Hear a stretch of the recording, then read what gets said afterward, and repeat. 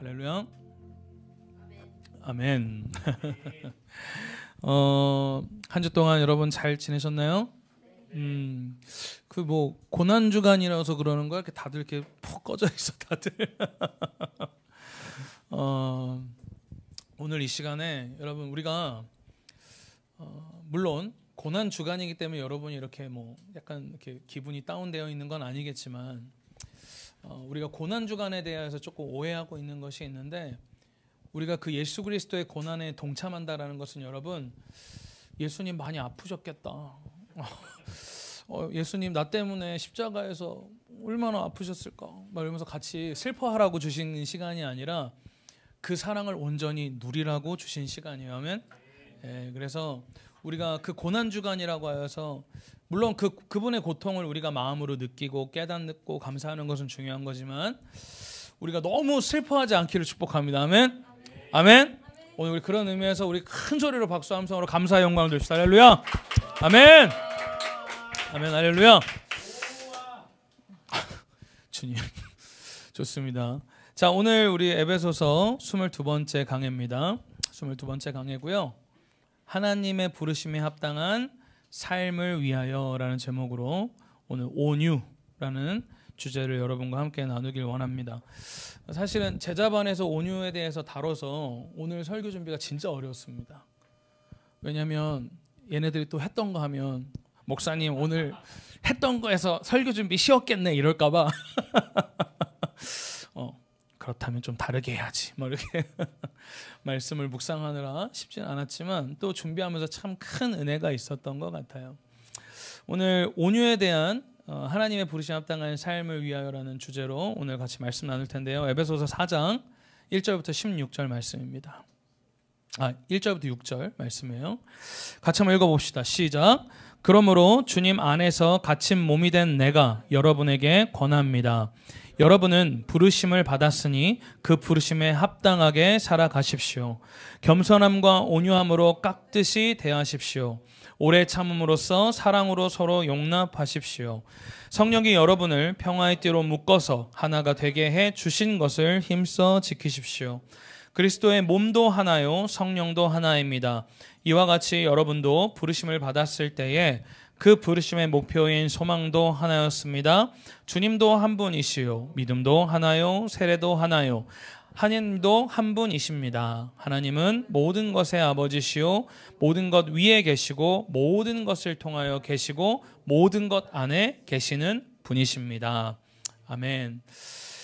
자, 우리 지난 설교 여러분 기억하시죠? 2주 동안 제가 이제 안 서고 우리 박기원 목사님, 우리 정기정 목사님 오셔서 우리 은혜되는 말씀 나누셨는데, 에베소서 강의 21번째 시간에 여러분과 나눴던 것이 바로 겸손에 대한 주제였어요. 그렇죠? 여러분 기억하실지 모르겠지만 겸손은 이제 사도 바울이 에베소서 4장에서 우리에게 너희가 정말 그리스도인으로서 하나님의 부르신 그 부르심에 합당한 삶을 살길 원한다면 이 5가지의 요소를 꼭 너희의 삶 가운데 회복시켜야 된다. 이게 결국은 성령으로 말미암아 우리 가운데 역사되어지는 열매인데, 그래서 뭐라고 그랬죠? 첫 번째가 뭐라고 그랬죠? 겸손. 너 왜 내 입술 계속 이렇게 쳐다보면서 따라하려고 그래? 자, 겸손, 그리고 온유, 그리고 오래 참음, 그리고 사랑, 그리고 하나됨. 이 5가지의 이 요소를 공동체 안에서 이루어라 라고 바울을 통해서 말씀하신 거죠. 그래서 이 겸손은 뭡니까? 이 부르심에 합당한 삶을 위한 시작이며, 이 시작이 없이는 이 요소의 완성을 이룰 수 없다라고 제가 여러분들에게 나눴어요. 그래서 우리 안에 가장 먼저 회복되어야 될 것은 바로 무엇이다? 바로 겸손이다. 그래서 이 겸손은요, 여러분 팔복에서 이야기하는 심령이 가난한 자이며 애통한 자이다 라고 제가 이야기했죠. 겸손해질 수밖에 없는 거예요. 겸손하려고 애쓰는 게 아니라 겸손해질 수밖에 없는 거예요. 왜? 나의 죄를 직면했기 때문에. 내가 얼마나 처절한 죄인이며 소망이 없고 예수 그리스도가 아니었다면 철저하게 죽음으로밖에는 해결할 수 없는 나의 이 죄를 예수님이 아니었다면 나는 그 저주 가운데서 영원한 사망 가운데서 살아갈 수밖에 없었다라는 그 존재적 사실을 깨달았기 때문에 겸손할 수밖에 없는 거예요. 그래서 우리가 회복해야 할 겸손은요, 오늘 얘나 참 이쁘네 그랬는데 아니에요. 이런 겸손이 아니에요. 그렇죠?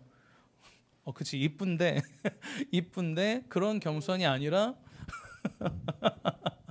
우리가 진정으로 회복해야 될 겸손은 나의 그 원죄에 대한,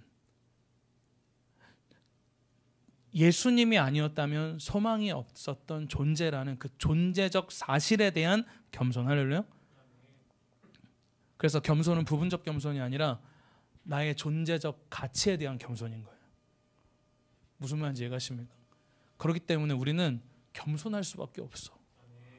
내가 원성 전사님보다 조금 더 잘생겼다고 해서 내가 교만할 필요가 없는 거야. 할렐루야. 눈 이쁘게 떠? 그런가?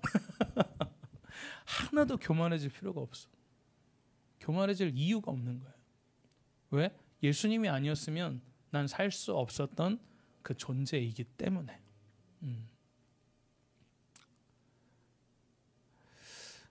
그래서 당시 헬라 문화 속에서도 이 겸손은 비천함과 나약함의 상징이다라고 말씀을 드렸죠. 그러니까 예수 그리스도의 제자들과 그리고 예수님의 선언은 항상 반사회적이었어요. 물론 사회를 배척했다라는 이야기가 아니라 세상이 말하고 있는 성공과 그 세상이 말하고 있는 진짜 가치 있는 삶이라고 여겼던 그 가치를 전혀 인정하지 않고, 그렇죠? 오히려 저주받았다라고 말하는 그러한 가치들을 실질적 가치로 여기면서 세상을 따라합니다. 섬기며 살았다. 아멘.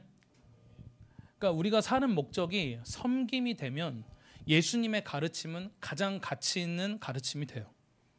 근데 우리의 삶의 목적이 성공이 되면 이것처럼 형편없는 가르침이 없어요. 그렇죠? 근데 예수 그리스도를 믿는 저와 여러분의 모든 성공은 누구에게 달려 있습니까? 하나님께 달려 있잖아요. 내가 살아도 주를 위해 사는 거고 죽어도 주를 위해 사는 거고 가난해도 주를 위해 가난한 거고 부유해도 주를 위해 가난한 거고 건강해도 건강하지 않아도 결혼을 해도 결혼을 하지 않아도 공부를 잘해도 못해도 모든 것이 다 누구를 위함이다? 주를 위함이다. 그래서 우리는 모든 것 가운데 뭐 할 수 있다? 자유할 수 있다. 아멘? 아멘. 자유할 수 있다라는 거죠. 그래서 바울은 이러한 겸손, 이 겸손을 통해서 스스로 죄인임을 인정하여서 공동체를 섬겨라 라고 이야기를 했다라는 거죠. 근데 이제 오늘은 바울이 이제 겸손에 이어서 무엇을 이야기하냐면 바로 온유에 대한 이야기를 하고 있어요. 지금 제자반 우리 BT 제자 그룹에서는 지금 온유에 대한 걸 했기 때문에 다들 온유는 내가 알고 있지. 다들 이제 슬슬 약간 교만한 표정이 보여. 근데 오늘은 조금 우리가 좀 다른 측면으로 좀 접근을 해보려고 합니다. 이 온유는요, 사도 바울이 이야기했던 겸손과 굉장히 상호적 관계에 있어요. 그러니까 다시 말해서 겸손하지 않으면 온유할 수 없고 온유하려면 반드시 겸손해야 되는 거죠. 그러니까 겸손의 단계를 통과하지 않고는 우리는 온유할 수 없다라는 겁니다. 그리고 온유가 가지고 있는 원어적 어떤 의미, 그리고 당시의 문화적 환경과 배경에서 유추해 볼 수 있는 뜻 중에 바로 이 온유는 겸손이라는 뜻을 포함하고 있는 거예요. 무슨 말인지 이해가시죠? 그래서 저희가 우리 BT 제자반에 하셨던 분들은 기억하실지 모르겠지만 제가 동그란 큰 원과 작은 원을 이렇게 그리면서 온유함이 무엇을 품고 있는다고 이야기했죠? 바로 심령의 가난함과 그렇죠, 애통함을 품는 거다. 그래야만 우리가 온전히 온유해질 수 있다라고 제가 말씀을 드렸어요. 그러니까 그런 것처럼 이 겸손과 온유는 뗄래야 뗄 수 없는 절대적 관계 속에 있다라는 거예요. 그러니까 저 여러분 안에 이 십자가 앞에서 나의 존재에 대한 본질적 깨달음이 없이는 온유해질 수 없는 거예요. 존 메가더 목사님이요, 참 온유의 표식 중에 하나를 뭐라고 말하냐면 따라합니다. 자기 절제. 자기 절제라고 이야기를 해요. 그러니까 온유라는 것이 단순히 그냥 뭐 착한 성품, 도덕적으로 아주 바르게 살고 이런 수준이 아니라 자기 자신을 절제하는 것이 바로 온유의 가장 중요한 가치이며 표식이다라고 이야기하고 있다라는 거예요. 그래서 그런지 몰라도 이 시대가요, 겸손과 마찬가지로 이 온유에 대하여서도 굉장히 관심을 많이 가져요. 예수님을 믿는 사람이나 믿지 않는 사람 모두가 다 그 생각을 합니다. 좀 온유해지고 싶다. 그 금쪽이에 나오는 그 말 안 듣는 애들부터 시작해서 그 이혼 숙녀 캠프에 나오는 그 부부들, 그 모든 문제가 다 뭐에 대한 문제입니까? 온유하지 못하기 때문에 나타나는 사회적 이슈며 문제잖아요. 그렇죠? 그러니까 예수님을 믿는 사람이건 믿지 않는 사람이건 모두가 온유함에 대한 회복을 이 가슴 한켠에서 바라고 있다라는 거예요.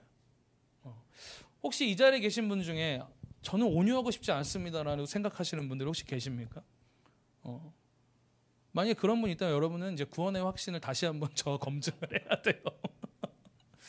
근데 심지어 예수님 믿지 않는 사람도 물론 왜 온유해야 하는가에 대한 방향성은 다르겠지만 자기 자신을 위해서라도, 자기가 꾸리고 있는 가정을 위해서라도 온유해지고 싶어 한다라는 거예요.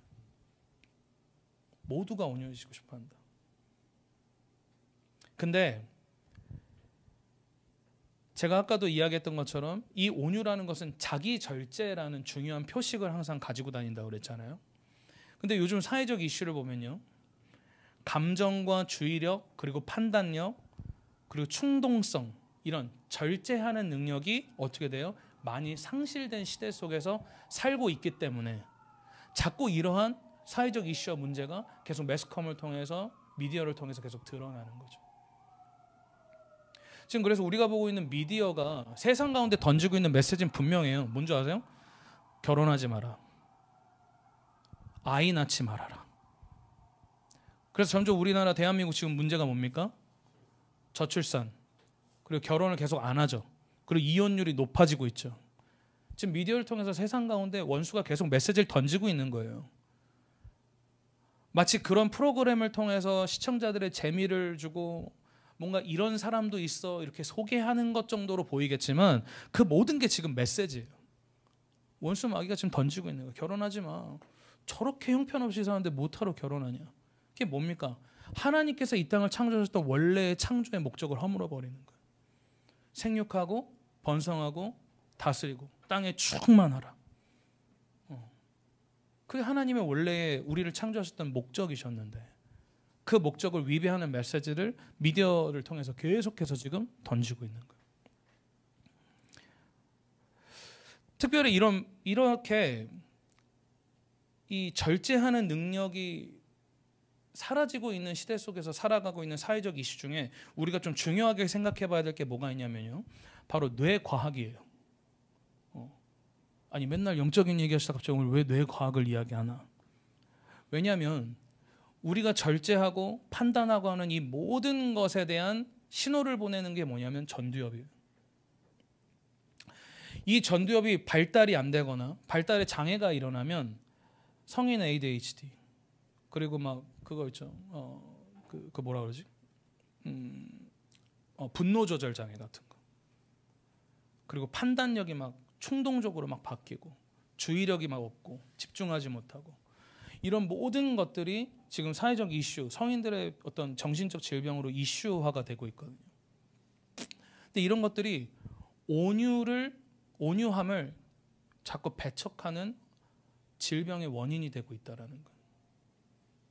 근데 이러한 모든 원인이 결국 뭡니까? 바로 죄에 대한 결과라는 거예요.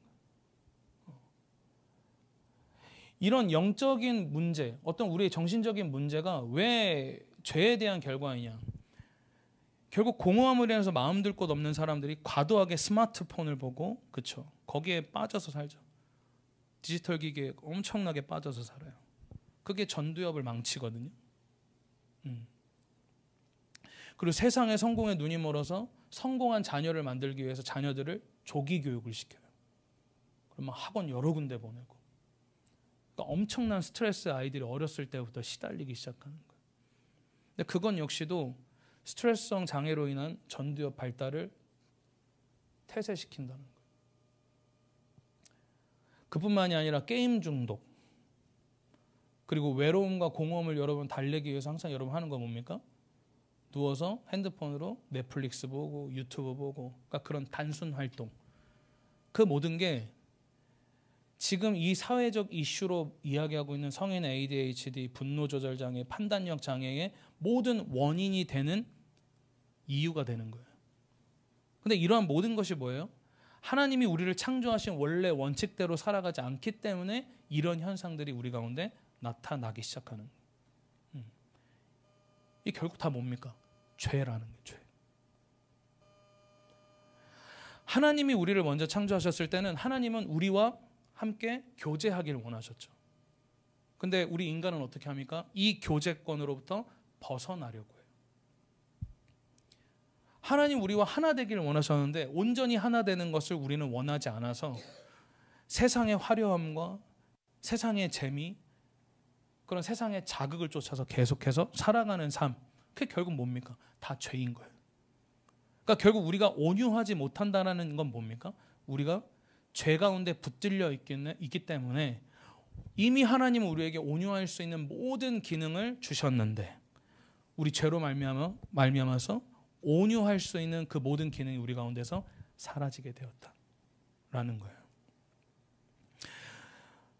그러니까 결국 이러한 개인의 문제는요, 결국 뭡니까? 공동체적인 문제로 확대가 되겠죠. 우리가 뒤에서도 잠시 나누겠지만 이 에베소서 4장에서 언급한 온유에 대한 바울의 권면은요, 특히 어디에 주목하고 있냐면 공동체에 주목하고 있는 거예요. 그냥 너가 개인적으로 온유해져라, 그게 아니라 공동체 안에서 이 온유를 이뤄감으로 말미암아서 너희가 하나가 되라, 그 얘기를 하고 있는 거예요. 저는 이제 개척교회를 한 지가 이제 제가 어저께 설교 준비하면 세보니까 3년 6개월이 됐더라고요. 벌써 시간이 이렇게 됐더라고요. 이 히터 좀 꺼주실래요? 여기 너무 좀 더워가지고. 껐다가 좀 이따가 켜주세요. 3년 6개월이 됐는데 물론 뭐 3년 6개월이 뭐 길다면 길 수도 있고 짧다면 짧을 수도 있고 아직 배울 것이 참 많지만 저는 3년 6개월 동안 이 세상 가운데 만나봐야 할 여러 사람들을 다 만나본 것 같아요. 대부분의 종류의 사람들을 만나본 것 같아요.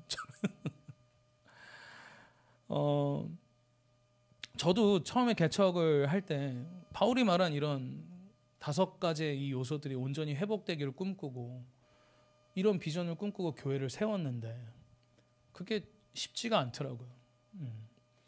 그러니까 교회 개척을 딱 했는데 딱 괜찮은 사람인 줄 알고 뭐 이렇게 딱 이제 교회 개척을 했는데 막상 이제 교회가 시작됐는데 막 왜 화를 내는지 내가 모르겠어. 막 왜 화를 내는지도 모르겠고 그 화를 내가 막 받아야 되는 거야. 그래서 그런 거 알죠? 너무 황당하면 할 말이 없는 거. 말이 안 나와. 막 쏟아부고 갑자기 확 나가. 뭐지? 갑자기 말 귀를 잘못 알아듣고 혼자 오해해서 갑자기 잠수 타고 막 2달, 석 달 동안 막 이런 다양한 사람들을 제가 만나면서 제가 깨닫게 된 건 뭐냐면 이 세상에 진짜 영적으로 아픈 사람들이 정말 많구나. 그 문제를 직면했을 때는 참 억울하고 막 화도 나고 답답했지만 야 진짜 세상에 아픈 사람들이 너무 많구나라는 걸 제가 알게 된 거예요. 그러니까 그들 안에 있는 그 아픔이 결국 무엇에 대한 원인이냐라는 거지. 이 절제에 대한 부분인 거예요. 그냥 영적으로 많이 아프구나라고만 접근하기에는 너무 뜬구름 잡는 얘기인 거고 본질적으로 그들 안에 해결되어야 할 이 문제가 뭐예요? 바로 이 절제에 대한 문제. 저와 여러분 역시도 마찬가지예요. 하나님이 우리에게 주신 사랑은 온전한 사랑이고 우리가 회복해야 할 사랑 역시도 온전한 사랑인데 그것이 온전하지 못한 이유가 뭡니까? 바로 우리가 영적으로 그 온유함이 온전하게 회복되지 않았기 때문에 내 안에서도 여전히 죄로 말미암아 그 절제가 온전히 치유되지 않았기 때문에 끊임없이 참고 끊임없이 인내하지만 더 화내기에 쉬워하고 그렇죠? 분노하기 쉬워하는 게 우리 모습이다라는 거야. 저는 그래서 오늘 여러분과 이 온유에 대해서 좀 나누면서 우리가 정말 이루어야 할 그 온유의 모습이 무엇인가, 우리가 공동체 안에서 어떤 온유를 이루어야 될까에 대해서 좀 나눠보려고 합니다. 자, 이 온유는요. 자, 우리 제자분들 알아보자. 온유가 이거 읽을 줄 아나? 온유가 뭐죠? 헬라어로? 프라우스, 그렇죠? 풀하우스가 아니라 프라우스입니다. 온유는 프라우스라고 하는데 이 말은요 마태복음 5장 5절 8복에서 이야기하고 있는 이 프라우스라는 말에서 파생된 프라우테스라는 말이에요.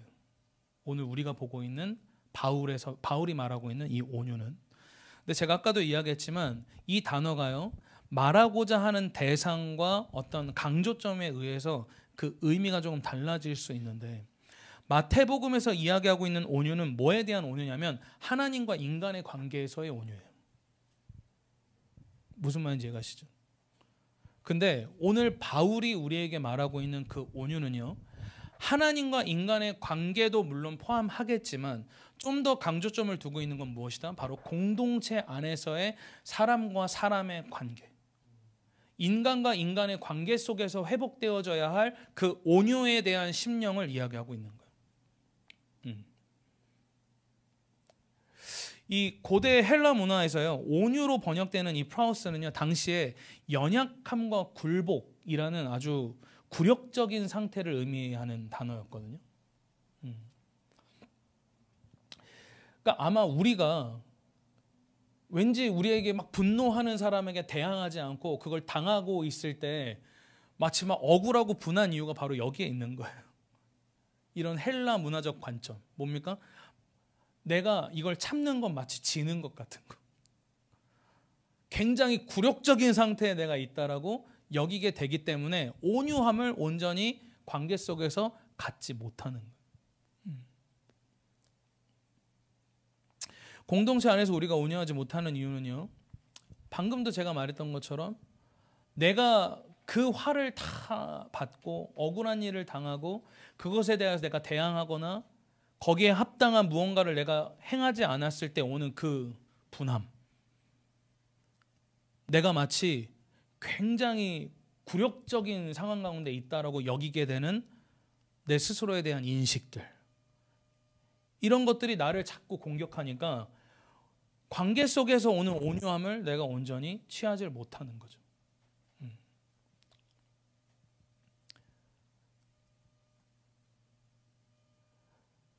근데 성경에서 말하고 있는 이 온유는 뭡니까? 부정적인 의미보다는 긍정적인 의미로서 뭐예요? 제자반들 뭐였을까요? 이 절제가 뭐라고 그랬죠? 우리 온유가? 맞아요. 전도사님 고마워요. 전도사님이 알아야지, 그지? 전도사님은 당연히 알아야 돼, 그지? 바로 온유라는 게 뭡니까? 바로 절제된 힘이라는 뜻이란 말이에요.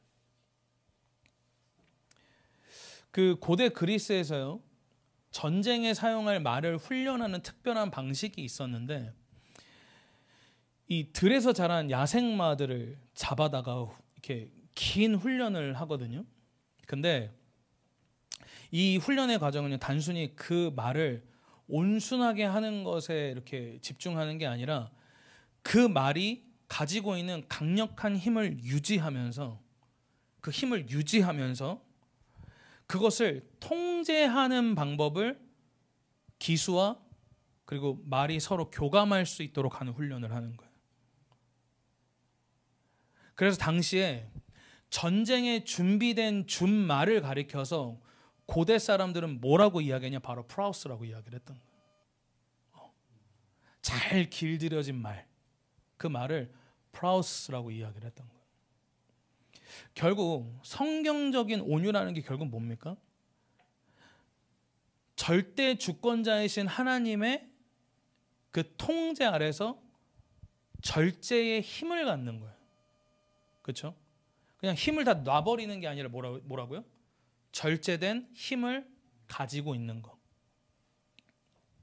근데 중요한 건 뭡니까? 인간의 죄로 말미암아서 이 절제된 힘을 잃어버린 거예요. 잃어버린 거예요.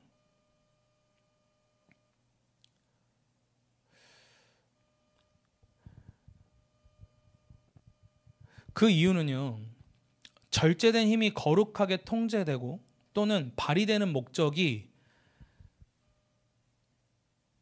자기 자신을 위한 것이 되면 어떻게 좀 비벼볼 만한데, 이게 나를 위한 것이 아니라 하나님을 위한 것이 돼야 하고 다른 대상을 위한, 그렇죠? 타의적인 이유에서 이 절제를 행해야 되기 때문에 절대적 이기적인 양심을 갖고 있는 우리 죄성을 가진 인간은 도무지 감당해낼 수 없는 심령인 거죠. 이 온유는. 온유에는요, 여러분 두 가지 표식이 있는데, 첫 번째는 무엇이냐? 하나님의 이름이나 하나님의 일이 비방받을 때 분노하는 것이고, 이게 성경적인 온유의 표식이에요. 그리고 두 번째는 무엇이냐? 자신이 해를 입거나 비판을 받을 때 분노하지 않는 것에 있어요. 우리에게 발휘되어야 할 온유는 오직 이 두 가지뿐이에요. 그러니까 어려운 거야. 하지만 죄의 가능성을 가지고 있는 우리는요, 하나님보다 자신을 위해 힘을 쓰는 것이 더 쉽고, 그렇죠? 하나님보다 나를 변호하고 나를 보호하기 위해서 내 힘을 발휘하는 게 훨씬 더 쉬운 존재가 우리란 말이에요. 그게 죄인된 우리의 모습이다라는 거예요. 이런 모습을 성경에서도 찾아볼 수 있죠. 하와가 뱀의 유혹에 넘어가서 그 자기 자신이 이제 좋다고 여긴 그 선악과를 따다가, 선악을 알게 하는 나무의 열매를 따다가 남편을 먹입니다. 그래서 이제 그 모든 죄가 이제 밝히 드러나니까 숨죠. 하나님이 막 찾아다니세요.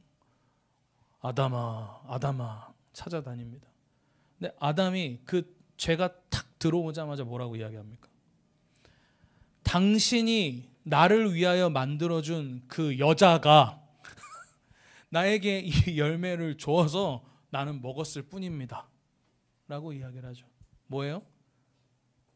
그냥 자기 변호하기에 바쁜 거예요. 인간이란 존재가 그렇다고. 죄가 딱 들어오기 시작하니까. 마태복음 26장 53절을 보면요, 예수님께서 겟세마네 동산에서 자신을 잡으러 온 군병들 앞에서 베드로에게 하신 말씀을 보면, 예수님은 무한한 신적인 능력을 가지고 계셨지만 자신을 보호하고 대변하는 일을 위해 자신의 힘을 남용하지 않고 절제하시는 모습을 또한 볼 수가 있어요. 그러니까 죄 있는 우리는 나를 보호하고 나를 변호하기에 바쁜데, 예수님은 자기 자신을 보호하는 것에 목적을 두지 않고 하나님의 뜻을 위하여서 오늘 말하고 있는 성경적 온유의 표식을 드러내는 모습을 볼 수 있는데, 예수님을 잡으러 오니까 베드로가 어떻게 합니까? 칼을 끄집어 들고 귀를 잘라버리려고 하죠. 근데 예수님이 그때 뭐라고 말씀하세요? 마태복음 26장 53절인데, 너는 내가 내 아버지께 구하여 지금 12군단도 더 되는 천사를 보내시게 할 수 없는 줄로 아냐. 뭡니까? 열매 맺지 못하는 가지를 향해서 저주했을 때 그 나무가 영원토록 썩어버린 것처럼 자기 붙잡으려고 왔던 그 군병들도 예수님이 그냥 마음 먹고 저주해버리면 그냥 그 자리에서 죽어버렸든지 도망을 가든지 하여튼 어떻게든 됐을 거라는 거예요. 근데 그런 절제된 힘과 능력이 있었지만 하나님의 온전하신 뜻이 있었기 때문에 뭘 하신 거예요? 절제하신 거예요. 그 절제가 바로 온유인 거죠. 그래서 우리가 어떠한 방향을 가지고 공동체 안에서 이 온유를 회복할 것인가? 그 첫 번째는 무엇이냐? 띄워주시겠어요? 자, 따라해 볼까요? 온유는 하나님의 주권을 인정하는 믿음에서 나오는 절제다. 우린 이걸 믿어야 돼요. 그냥 온유하려고 막 이악 물고 참아야지, 어떻게든 참을 거야 이러면서 참는 게 아니라고. 그냥 내가 막 애써서 참는 게 아니라 우리가 절제하는 모든 근본적인 이유는 무엇이다? 하나님의 주권에 있는 거예요. 아멘?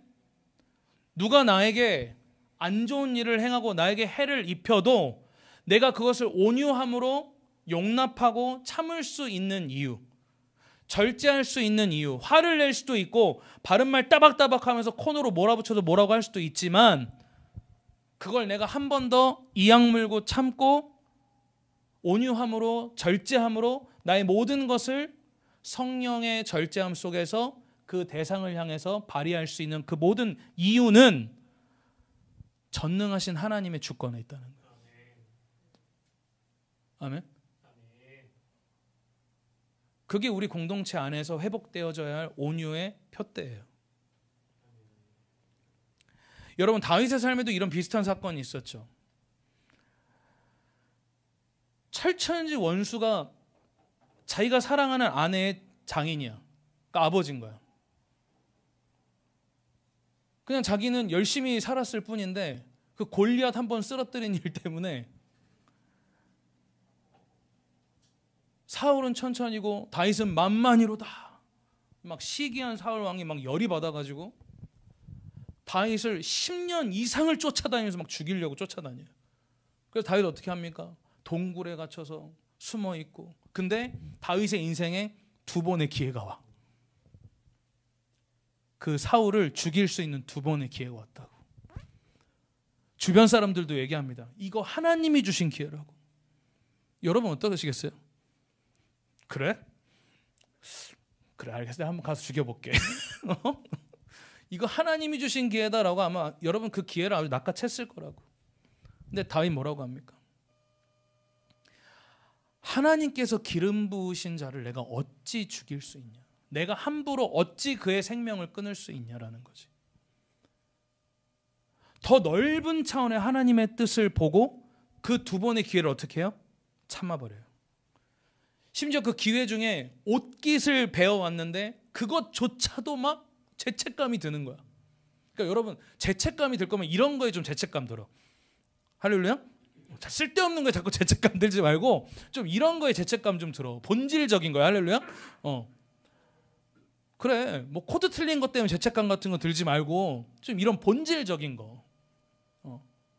그러니까 어떻게 해요? 울며 회개하잖아, 다윗이. 하나님께서 기름 부으신 자를 내가 이 칼로 그의 그 왕의 옷을 벤 이 사실조차도 주님 앞에 내가 회개합니다. 회개 고백을 하잖아요. 다윗이 그럴 수 있었던 이유가 뭡니까? 뭐예요? 뭐겠어요? 하나님의 주권.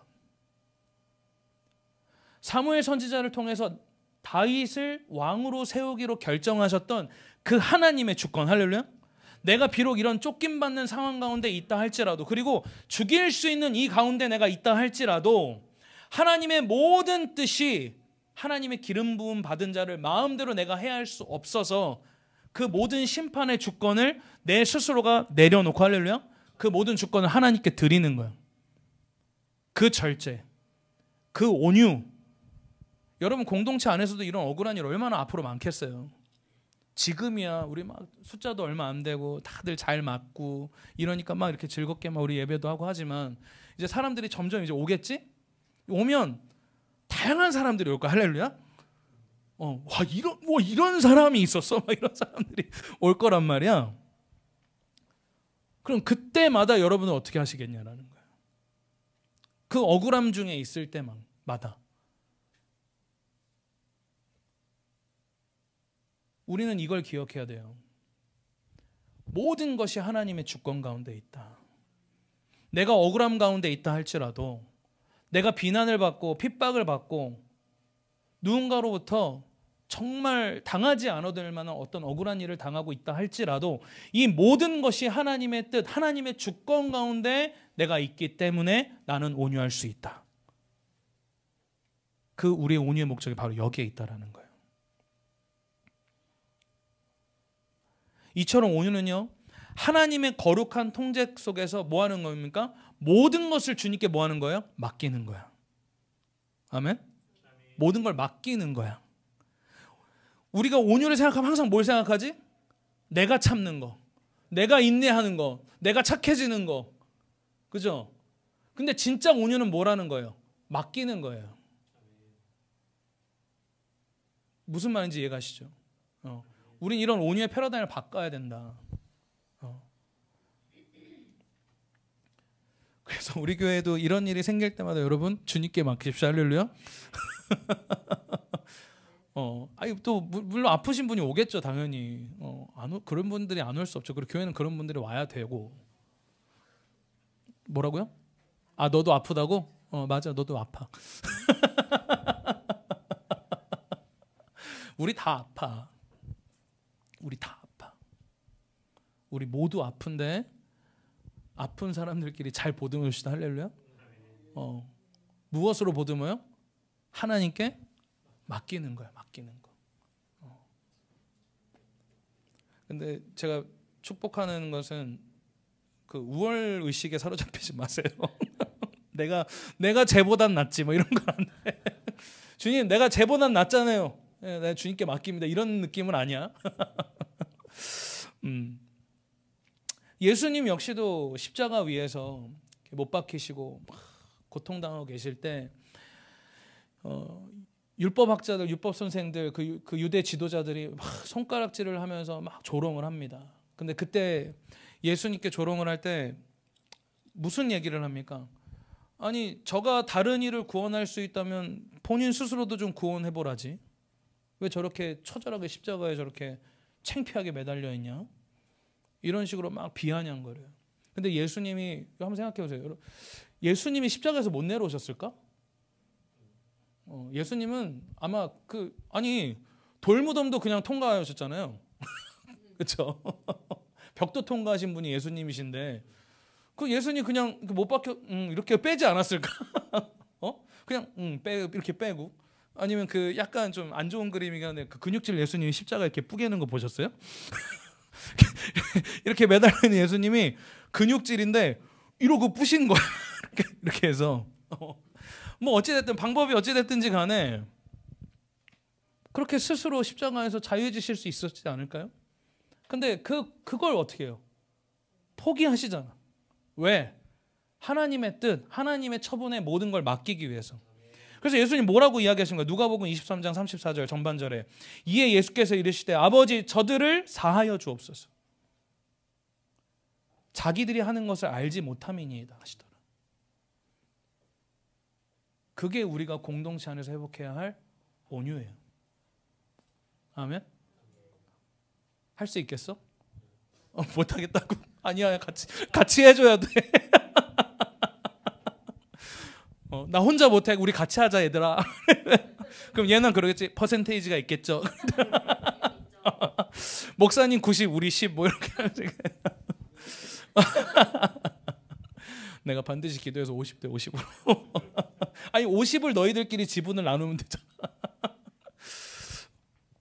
이것이 우리 안에 회복되어야 할 온유예요. 자, 두 번째. 우리 안에서 회복되어야 될, 공동체 안에 회복되어야 할 온유의 표대가 무엇이냐? 두 번째는 따라합니다. 온유는 하나님을 믿는 믿음 안에서 발휘되는 담대한 힘이다. 아멘. 제가 전에도 우리 팔복 강의 때도 이야기했지만 이 온유함이라는 것은 착한 아이 컴플렉스 걸려서 아무 말도 못하고 꽁꽁 싸매고 있는 것이 아니라, 아까도 이야기했죠. 두 가지 중요한 표대 중에 나를 위하여서는 변호하지 않지만 하나님의 이름이 땅에 실추되고, 할렐루야, 하나님의 영광이 무너졌을 때는 소리를 낼 수 있어야 된다. 아멘. 모세는 어떤 사람이었습니까? 바로 우리 팔복때도 이야기했던 것처럼 바로 온유함의 대명사였다. 그렇죠? 그래서 온 지면에 그 소위 말 이런 거야. 모세만한 온유한 사람이 없었다라는 거야. 온 지면에. 근데 모세가 처음 하나님께 부르심 받을 때 모세가 뭐라고 하나님께 고백합니까? 뭐라고요? 소위 말하면 뭐 진짜 말도 더듬고 말주변도 없는 제가 어찌 그 이집트에 잡혀 있는 이스라엘 백성들을 끄집어내기 위해서 바로왕 앞에 어떻게 서며 그 이스라엘 백성들의 어떻게 내가 리더가 될 수 있습니까? 말도 안 됩니다. 라고 모세가 이야기를 합니다. 그게 저와 여러분이 항상 하나님 앞에 씨름하는 것들 아닙니까? 내가 어떻게 음악을 해? 머리 싸매지 마. 머리 싸매지 마. 저도 마찬가지였어요. 내가 어떻게 담임을 하며 내가 어떻게 이 자라나는 주님의 사랑스러운 청년들 앞에 좋은 메시지를 듣게 해야 되는데 나 같은 사람이 어떻게 메시지를 증거하며 주님 나는 이거 못합니다. 그랬던 사람이 저였어요. 소연이가 겪고 있는 이 씨름은 소연이만의 씨름이 아니었다고. 우리 모두의 씨름 아니에요? 하나님이 여러분을 부르시고 계실 때에 여러분이 즉각적으로 아멘 하지 못하는 이유가 뭡니까? 나 자신을 자꾸 바라보잖아요. 나 자신을 자꾸 바라보니까 하나님의 영광이 땅에 떨어졌음에도 불구하고 하나님의 뜻이 내 삶 가운데 있음에도 불구하고 그 하나님의 뜻 앞에 온전히 순종하지 못하는 이유가 뭐냐는 말이에요. 오늘 모세와 같이 자기 자신을 바라보는 거예요. 자신의 연약함 때문에 절제된 힘 가운데 그 힘과 능력을 발휘해야 하는데 절제는 무슨 소리야? 그냥 움직이지도 못하는 거예요. 그냥 발도 못 대고 있는 거예요. 그러니 온유함이라는 이 절제의 표대를 삶 속에서 시험해 볼 만한 상황도 마주하지 못하는 거예요. 그러니까 맨날 온실 속에서 조용히 그냥 주님 사랑합니다. 난 이거면 만족해요. 맨날 이러고 신앙생활 하다가 문제 하나 딱 일어나면 어떤 일 벌어져? 휘청휘청 잠수 타고. 너 요즘 왜 교회 안 나오니? 하나님이 저를 사랑하지 않으시나 봐요. 목회자 도는 거지. 할렐루야. 우리 예비 셀리더 여러분들.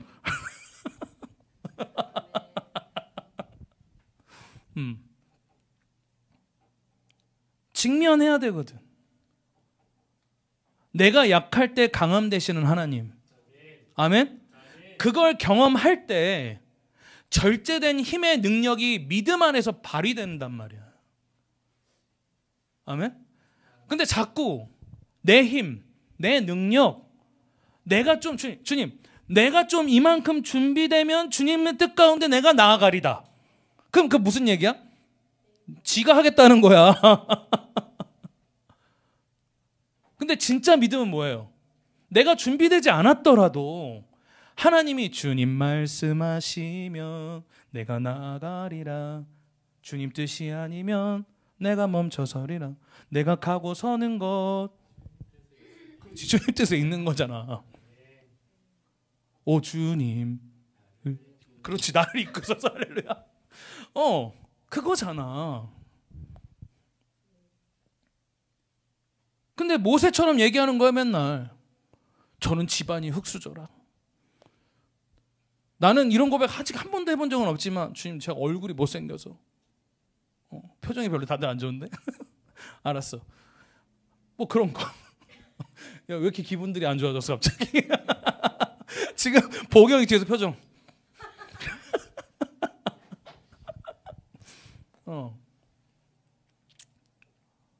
그냥 맨날 이 씨름만 하고 있는 거예요. 주님 저 아직 준비 안 됐는데요.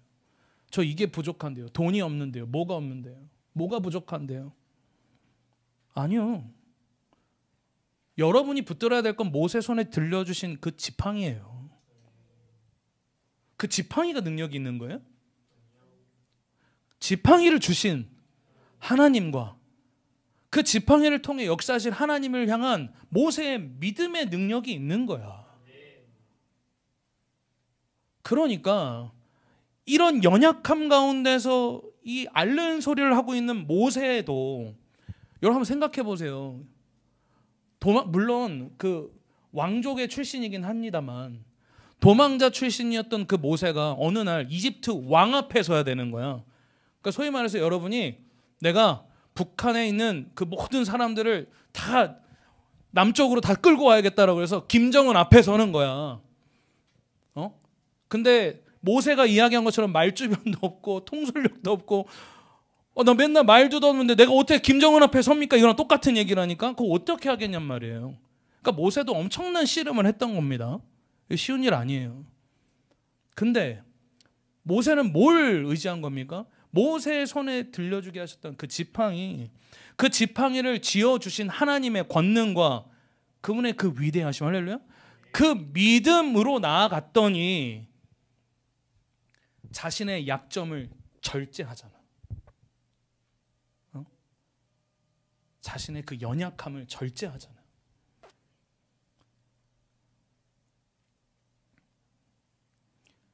그러니까 지팡이로 엄청난 역사들이 벌어지지 않습니까? 바로왕이 맑게 몰아들고 자꾸 딴소리 하니까 어떻게 합니까? 그냥 재앙이란 재앙은 그냥 그 이집트 땅에 온통 그냥 그 모세라는 한 사람 통해서, 그리고 막 도망가고 있는데 홍해가 앞을 가리고 있어. 뒤에선 쫓아오고 있는데 모세가 두 손을 들어서 기도하니 어떤 일이 벌어져요? 홍해가 갈라지고.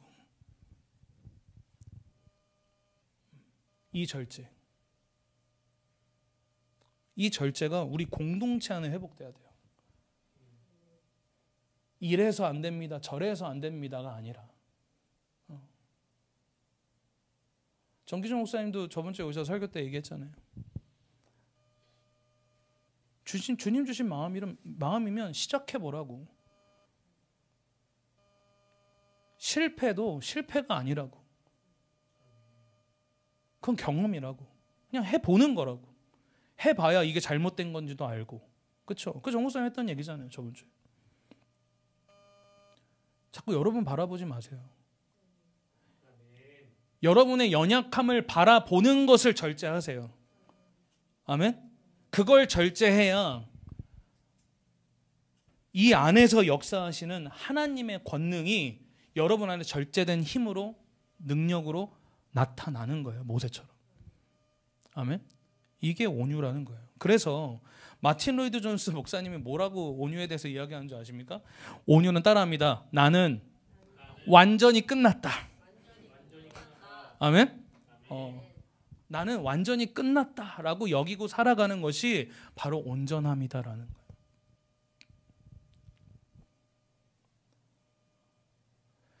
공동체 안에서 발휘되는 온유는요, 자신의 연약함에 하나님의 뜻을 제한하지 않는 겁니다. 무슨 말인지 이해가세요? 자신의 연약함을 자꾸 묵상해서 하나님의 뜻을 제한시키면 안 된다라는 거예요. 자신의 연약함은 하나님으로 우리를 채울 수 있는 거룩한 공간이라고. 아멘? 그러니까 오히려 여러분이 연약하면 바울처럼 자랑이 되는 거예요. 내가 연약해서 이게 안 되고 연약하기 때문에 뭐가 안 되는 게 아니라 연약하기 때문에 와, 하나님이 하실 수 있는 내 삶의 공간이 이렇게 많구나. 바울이 자랑하잖아. 자기가 몸이 아파서 3번을 하나님께 요청했지만 내가 너에게 준 것이 너무나도 많아서 내가 너 좀 겸손하게 하려고 이거 허락한 거니까 자꾸 병 고쳐달라고 기도하지 말아라. 그럼 이제 우리 같았으면 왜요? 뭐 내가 아파서 싶어서 아팠어요? 막 이랬을 거야 분명히, 그지? 근데 바울 어떻게 합니까? 감사했대잖아. 그리고 기뻐했대. 왜? 나의 연약함으로 하나님이 일하시니까. 그게 온유라고요. 온유. 내 승질대로 하는 게 아니고. 기드온 역시도 뭐라고 합니까? 자기를 가리켜서 지극히 작은 자라고 그래. 근데 이 지극히 작은 자라는 얘기가 겸손이 아니에요. 진짜 지극히 작은 자였어. 12지파 중에서 이 기드온이 므낫세 지파 출신인데 므낫세 지파는 12지파 중에 제일 그 세가 약했던 지파였습니다. 그리고 므낫세 지파 중에서도 기드온의 가정이 아주 힘이 없었어. 그러니까 우리가 흔히 얘기하는 흙수저 집안이었다고. 그러니까 기드온도 그 얘기하는 거야. 우리처럼. 내가 지금 왕가의 집안도 아니고 대제사장의 집안도 아닌데 내가 어찌 주님 이 일을 감당합니까? 심지어 기드온은 뭡니까? 가정에서도 제일 연약한 자였다고. 근데 하나님이 기드온에게 300명을 추려서 붙여주시죠. 그리고 기드온으로 하여금 하나님이 13만 5천 명과 싸우게 만드시는 거예요. 근데 그 싸움을 어떻게 하게 하십니까? 기드온이 그 전쟁에서 이겼던 비결은 어떤 무기도 아니었어. 뭐였어요? 어두운 밤과 나팔과 빈 항아리와 횃불이었다고. 그러니까 뭐예요? 절제된 능력. 우리는 칼로 들고 나가서 엄청난 뭔가 전략을 가지고 싸워야 이길 것만 같지만 중요한 건 뭐예요? 하나님의 뜻이 거기에 있으면 이기는 거야. 아멘? 근데 우리는 자꾸 그게 준비가 안 되면 불안해. 하나님의 뜻이 거기에 있어도 불안해한단 말이에요. 하나님이 요구하시는 절제는요, 여러분의 연약함을 바라보면서 하나님의 뜻을 제한하는 절제가 아니라 하나님이 나를 통하여서 일하실 수 있다라는, 아멘? 나의 오히려 연약함을 스스로 성령으로 절제시키고, 할렐루야? 나를 통하여서 일하시는 하나님을 기대해서 절제된 능력 가운데 힘으로 역사하시고 권능으로 역사하시는 하나님을 여러분 삶 가운데 드러내기를 원하신단 말이에요. 오늘 이 온유함이 저와 여러분 가운데 회복되길 축복합니다. 우리 사사기 그래서 우리 7장 19절에서 22절 한번 같이 읽어볼까요? 시작. 기드온과 그가 거느리는 군사 100명이 적진의 끝에 다다른 것은 미디안 군대의 보초가 교대를 막 끝낸 한밤중이었다. 그들은 나팔을 불며 손에 든 항아리를 깨뜨렸다. 세 부대가 모두 나팔을 불며 단지를 깨고 왼손에는 횃불을 들고 오른손에는 나팔을 들고 불면서 주님의 칼이다, 기드온의 칼이다 하고 외쳤다. 그리고 그들이 저마다 제자리에 서서 적진을 포위하니 적군은 모두 아우성치며 달아났다. 300명이 나팔을 불 때에 주께서 모든 적들이 저희들끼리 칼로 치게 하셨다. 적군은 도망하여 스레라의 베시다와 또 답밭에 가까운 아벨무올라의 경계선까지 후퇴하였다. 아멘. 아멘. 하나님의 뜻이 있으면 그때가, 그리고 하나님이 부르신 그때가 가장 정확한 때예요. 아멘. 여러분은 그냥 절 보면 돼요. 멀리서 찾지 마요. 그냥 부족한 것 투성이 제가 지금 담임 목회하고 있다는 것만 보시면 아, 하나님이 일하시는구나를 여러분 보시는 거예요. 내가 오늘 내가 한 20년 아니 지금 한 40년 살면서 제일 기분 나쁜 라면이었는데 아니 농담이야. 진짜 맞아요. 하나님이 부르신 그때가 가장 완벽한 때예요.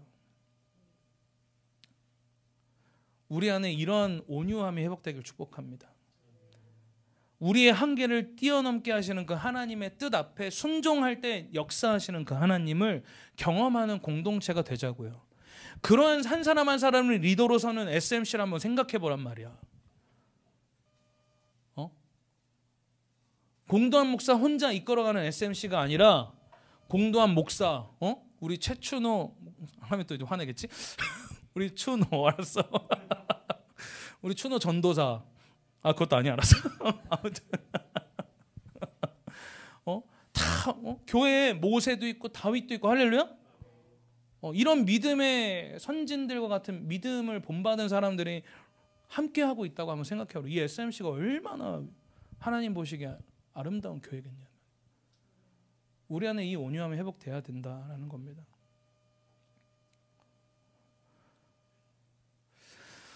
사랑하는 동역자 여러분, 온유란 하나님을 위한 모든 종류의 절제를 뜻하는 거예요. 자신의 억울함 중에도 분노하지 않고 하나님의 주권 앞에 모든 처분을 맡기고 하나님을 위해서 자신을 절제하는 것. 그리고 자신의 한계에 사로잡혀 스스로 루저라고 여기는 어떤 저주와 같은 부정적 자아를 절제하여서 하나님을 믿어 발휘하는 능력이 바로 우리 공동체가 앞으로 사모해야 할 바울의 가르침의 바로 온유다라는 거예요. 아멘. 그래서 그 누가 와도 우리는 감당할 수 있습니다. 아멘. 그런 온유함으로 용납하고 사랑할 수 있고 오래 참고 하나 될 수 있는 그 공동체. 할렐루야. 아멘. 그 온유함이 우리 가운데 회복되어져야 된다라는 겁니다.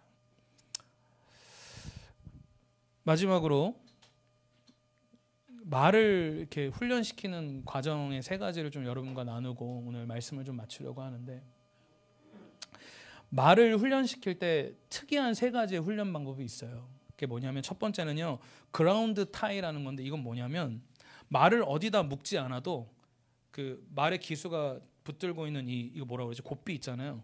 고삐를 그냥 탁 내려놓으면 말이 고삐가 딱 내려온 걸 보고 그 자리에서 꼼짝도 안 하고 가만히 서 있게 하는 훈련이 돼요. 여러분 알겠지만 말은 달리고 싶어하는 본능이 있습니다. 제가 제주도에서 그 노쇠한 말의 등에 이렇게 타서, 아니 나 그게 노쇠한 말인지 몰랐어. 근데 나중에 다 타고, 그러니까 애가 약간 이렇게 뭐가 막 이래 걷는 게 약간 그래서 딱 내리고 나서 이 말은 몇 살이나 됐냐 그랬더니 이제 그 뭐 살 거 다 살고 이렇게 노쇠한 말 우리가 이제 사다가 이렇게 이제 관광 시켜 드리는 건데, 근데 관광 시켜 드리는 코스가 이렇게 평지를 가는 게 아니라 이렇게 무슨 이렇게 산 같은 데를 올라가. 내가 이렇게 올라가는데 말이 힘이 없는 게 느껴지는 거야.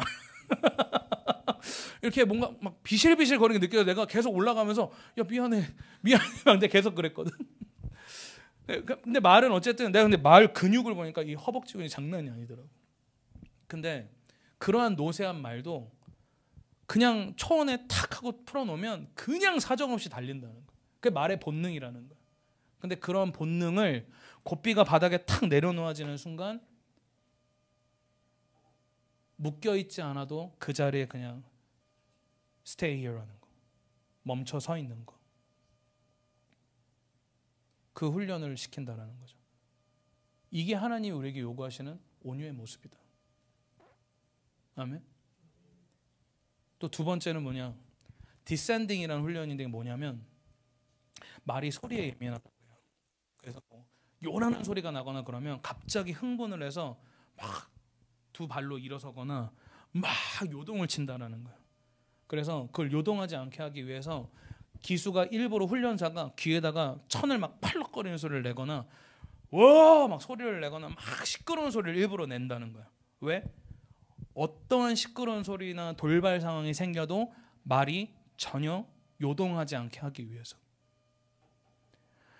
제가 무슨 말을 하고 싶냐면 저와 여러분의 온유는요, 이러한 훈련을 통해서만 거듭날 수 있는 거예요.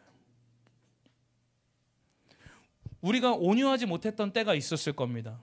심지어 어제조차도, 어제 하루를 살아가는 과정 속에도 온유하지 못해서 여러분들이 힘들었을 때가 있었을 거예요. 근데 우리에게도 그 훈련의 시간이 필요하다는 거예요. 하나님 결국 이 훈련을 통해서 뭘 우리의 삶 속에 이루길 원하시는 거예요. 마치 말이 예전에는 시끄러운 소리가 나면 깜짝 놀라면서 요동쳤지만 우리의 인생에 어떠한 풍파가 있고 어려움이 오고 나에게 어떤 환난이 오고 나를 어렵게 하는 사람이 다가온다 할지라도 그것을 참아낼 수 있는 여유를 우리에게 주시는 거예요. 그 훈련을 통해서 그때에 우리에게 온유함이 회복되는 거예요. 아멘.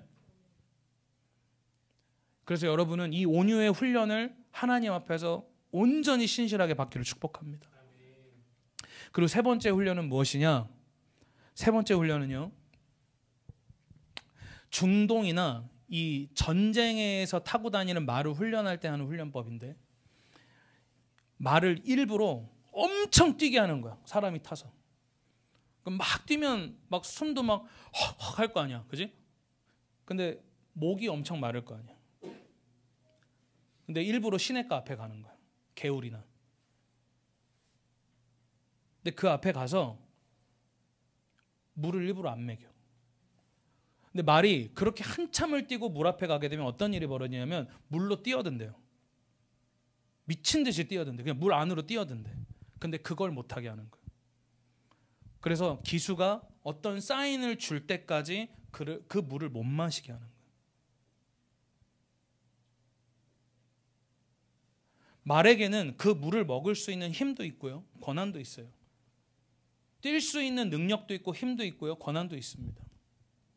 근데 그 모든 것을 포기하는 거예요. 누구를 위해서? 기수를 위해서. 반주 나와주시고요. 저와 여러분 안에 회복되어야 될 것이 바로 이러한 온유함이라는 거예요. 내 삶을 붙드시고 나를 인도하시는 그 하나님의 뜻에 순종하는 것. 하나님이 멈추라 하시면 멈추고, 하나님이 가라 하면 가고, 하나님이 인내하라고 하면 인내하고, 하나님이 온전한 사랑으로 그 사랑을 이루라고 하면 못하겠다고 징징거리는 게 아니라 그 시간을 온전히 통과함으로 그 사랑과 하나됨을 이루는 것. 그것이 저와 여러분이 속해 있는 우리 SMC 공동체 안에 이루어야 할 하나님의 부르심에 합당한 온유인 줄 믿습니다. 아멘. 오늘 그 온유함으로 하나님이 정말 꿈꾸시는 우리 교회 됩시다. 아멘. 내가 원하는 교회 말고. 여러분들 뭐 아닌 분들도 있겠지만 여러분들 원하는 교회 많이 가봤잖아. 아닌 분들이 있다고 그랬잖아.